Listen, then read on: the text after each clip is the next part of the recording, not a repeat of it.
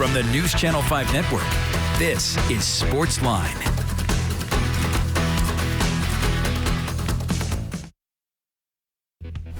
Hey there, SportsLine on your television. Steve Layman here with you. Glad you are here with us on News Channel 5 Plus. A lot of things that we can dive into tonight on our phone lines will be open right from the jump here.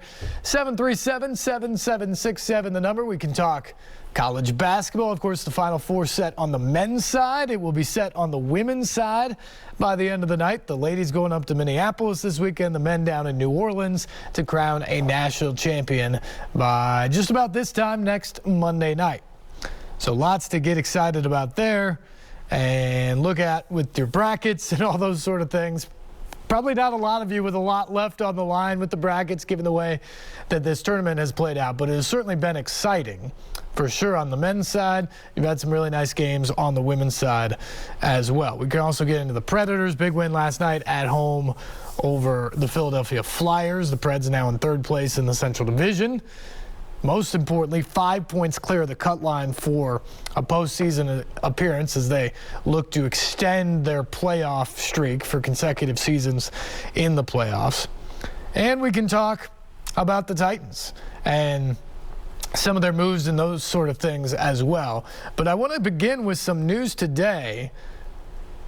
Two pieces of news. One, probably less so that you'll want to comment on, and that would be the fact that Mike Vrabel announced today at the NFL owners meetings that the Titans will have two joint practice sessions within the preseason next year or next August against the Bucs and against the Cardinals.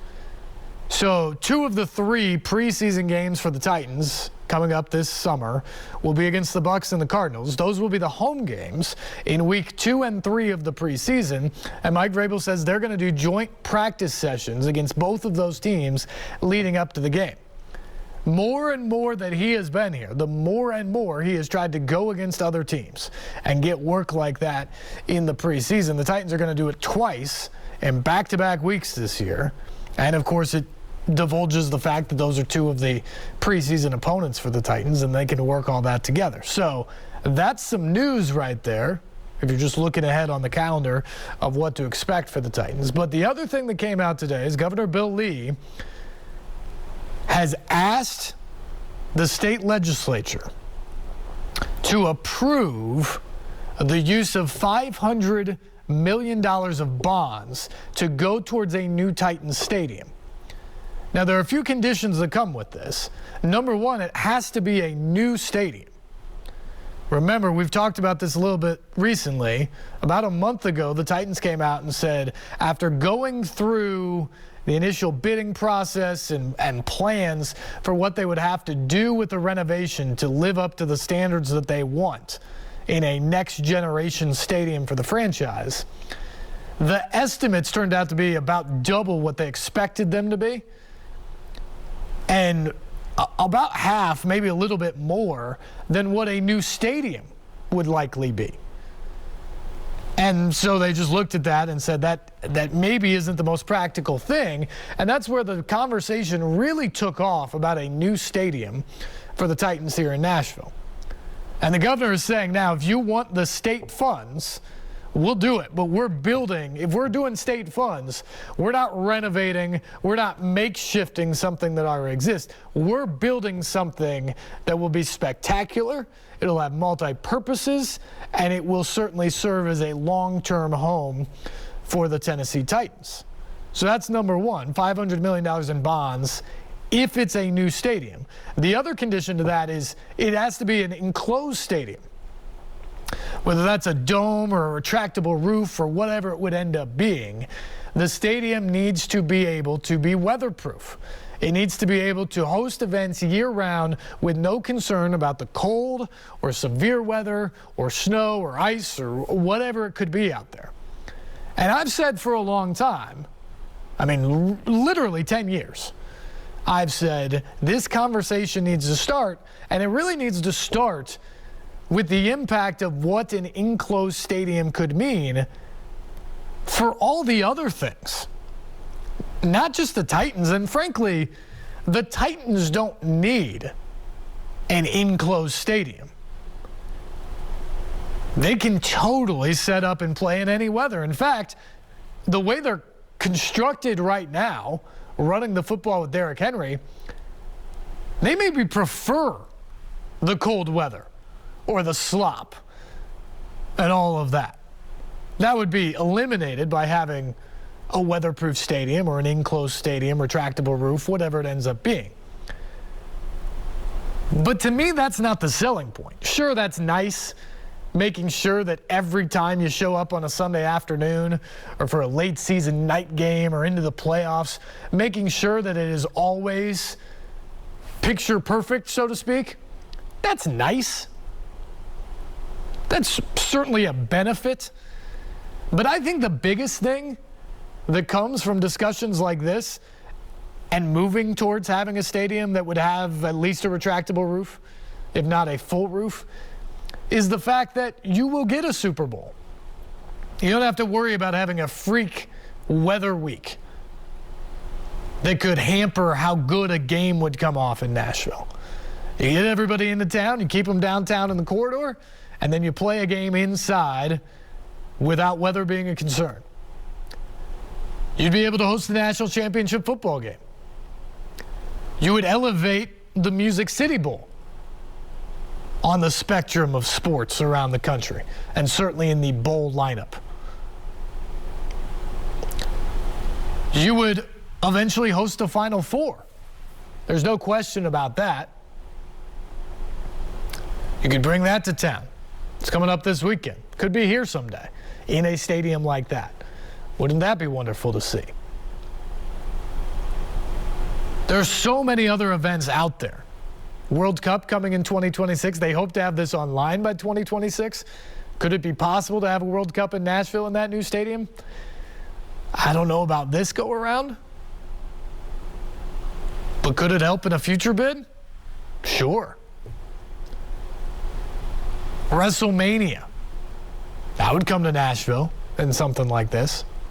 There are so many events you have in the sporting realm that would come to Nashville that can't right now because of the stadium, that would come if you get a stadium that looks like this, like what they're talking about, and like what the governor is saying these $500 million in bonds can go for. You build the new enclosed stadium, you get all that stuff. But it also goes beyond sports. Think how many stadium tour concerts would come. I mean, this is Music City after all. Think how many stadium tour concerts come when weather is no option at any time of year. You know, November, December, you can be inside. January, February, you're inside. You don't have to worry about snow or cold. So it increases that. But the other thing, and I know it's been a couple of years since this even happened, sadly enough, but in normal times, do you know what the second most frequent and second biggest in terms of attendance tenant is at Nissan Stadium? Right after the Titans, the next biggest tenant is the CMA Fest in June. Do you know how many times over the years that the CMA Fest has had to send out those push notes or push alerts on the app to all the festival goers about weather impacting the start or impacting the performance somehow at Nissan Stadium? I mean, it's June, it's hot, the weather's volatile, it happens. Seems like it happens just about every year, where they have to tell you to don't come to the stadium yet, we're expecting weather will be delayed tonight. You may already be here, but find shelter because weather's coming in, will be delayed for a little bit. Those types of things don't happen anymore if you have a roof on the stadium. If you can make it enclosed. That's the whole point here. And it works for so many things in this community. And the third thing, which I think is also important here, is the final stipulation for the state funds, these $500 million in bonds, says that the team and the city have to come to an agreement on a development plan for the area around the stadium. What's that east bank of the river look like with a brand new facility?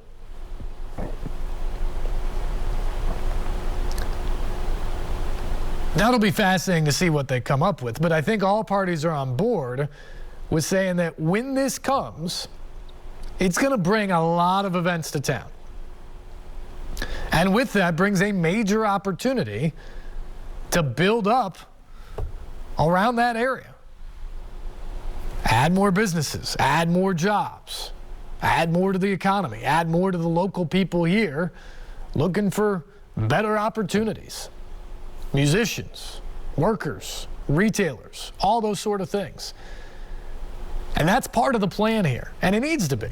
Because we've had these discussions before, and there have been people who've called in, I think mostly on this show at least, on board with the idea that we need a new stadium. We are getting to that place, and so let's do it the right way. But there have certainly been some detractors out there that have said there should be no public funding to this at all. And there have been people out there who've called in and said, look, this is forgetting about other issues in our city. And I understand all of that. But I do think that there has to be a balance. And that is what I think essentially Governor Lee's proposal's asking today. Is it saying, this is important. This is important not just to Nashville, but it's important to the state of Tennessee to make sure that the NFL team here is happy long term, that this remains a NFL state, that the Titans believe in their lease and their footing within the city of Nashville and the state of Tennessee. But it's also important for a city that has been very progressive in its thinking when it comes to athletics, in what growth in this city looks like. There have been a lot of things that have happened over the last 20 to 25 years in Nashville that has made it the city that it is today. I don't think there's anything that you can point to that has been more important than the investment by this community, its leaders, the Phil Bredesons, the Carl Deans, people like that in the past who have made this city invest in its sports. They built Bridgestone Arena and attracted an NHL team. They built the Coliseum and attracted the Titans. Those two teams being here and growing up here, more than anything else, have turned Nashville from just kind of a plucky southern city with a lot of music to the It City, as it's been called, to the place that is the destination for so many people around the country to come and have a good time, to come and visit, to experience the music, to experience the sports, to experience the hotels, the food, everything that comes here. But those hotels and that food, all those people, they wouldn't have come here ever if it wasn't for the sports that came into town, that changed the outlook from within and changed the outlook from outside on Nashville. Nashville became a major league player when it became a major league sports town. When it got the Predators, when it got the NFL, all of a sudden everybody around the country knew Nashville. And not just as that town in Tennessee, state capital, but as a absolute positive, you got to visit that place. They put on a show. They host people better than anybody. And sports has played a major factor in that. And I think there's a lot of people in government, both sides of the aisle, because we're talking Governor Lee at the state level, we're talking Mayor Cooper at the city level, at the metro level. They understand that. They understand what has happened in the past and what it has meant over this 25-year growth spurt that we've seen as a city. And they want to make sure the next 25 years have a similar type of trajectory. And this stadium, I've said it time and time again, Nashville is kind of peaked at what it can do in the large-scale event space. It's done it incredibly well. If you want to talk about NHL All-Star Game, if you want to talk about Stadium Series in Nissan Stadium just a month or so ago, and look, that was in Nissan Stadium. It went off great. It's not about today. Nashville's done great with what it has today. The NFL Draft was absolutely amazing. The Stanley Cup Final changed what Stanley Cup Finals will look like in other places for years to come. Nashville often sets the bar for other people to catch up to when it does events, and that's with the infrastructure of right now. But I really don't know what the next event could be, given the infrastructure right now.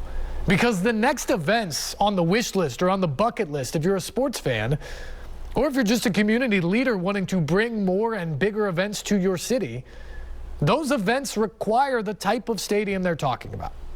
You have to have that enclosed, state-of-the-art space to host a Super Bowl, to host a national championship game in football. You got to win bids for those. You got to win a bid to get the Final Four. And part of that bid is having the right structure to do it. Nissan Stadium's not that. It's why it hasn't come yet. And if Nashville wants that in its next phase, this stadium has to happen. And I think a lot of those people who lead the city and understand what the dollars that come in with an event like that, and understand the advertisement you get by having those types of events with all of those eyes on your city, and seeing the neon lights and seeing the crowd shots and seeing all those people have fun, what that means for the next several months and several years after having those types of events. It only happens with the stadium, and I think they see that. And again, I've been saying, not that we have to build the stadium tomorrow, but for the last 10 years, I've been saying it was time to start having the discussion, because we're moving towards this place where this decision is going to be upon us. And we need to get there sooner rather than later, because the worst thing you want is the stadium to get outdated, and then you have to do something. You want to talk about it up front and be proactive. And I give them credit for getting around to it now. I think they should have gotten to it earlier, because like I just said, one of the events out there on the calendar, 2026 World Cup. The biggest knock about Nashville has always been the stadium.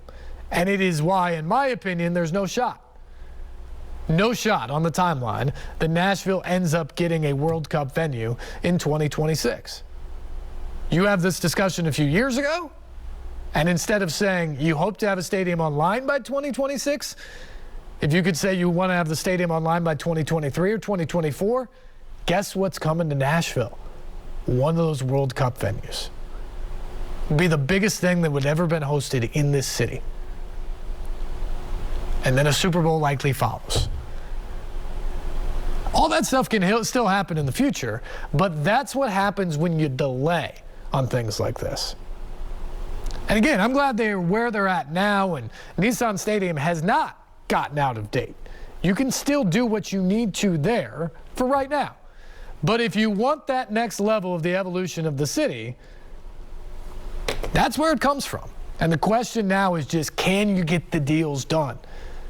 The Titans are going to have to pay a whole bunch of money in this.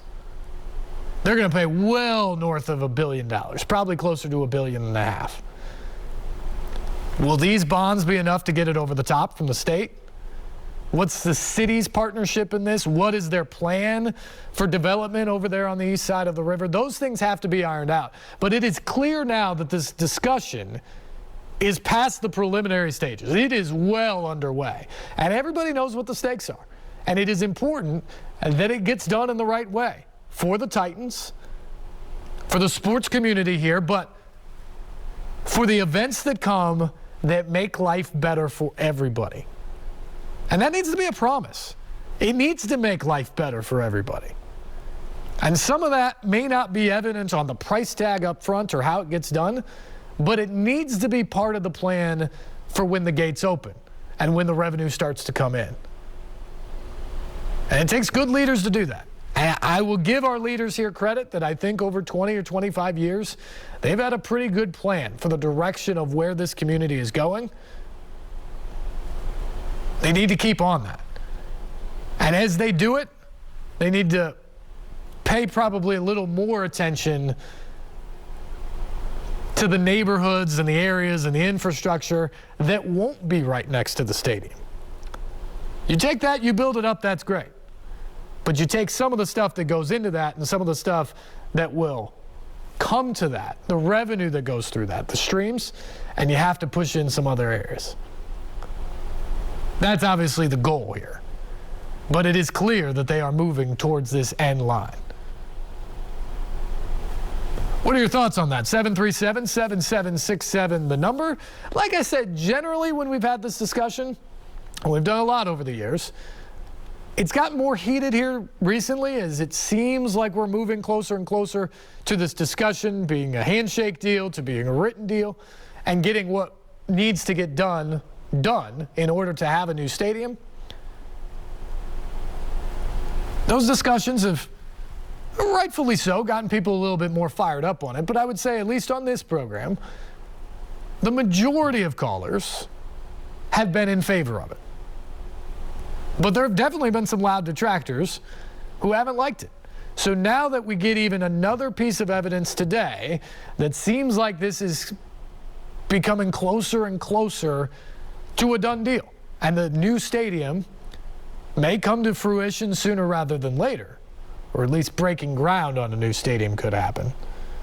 What do you think? What are your thoughts as you sit at home digesting that tonight and thinking about it? 737-7767 is the number.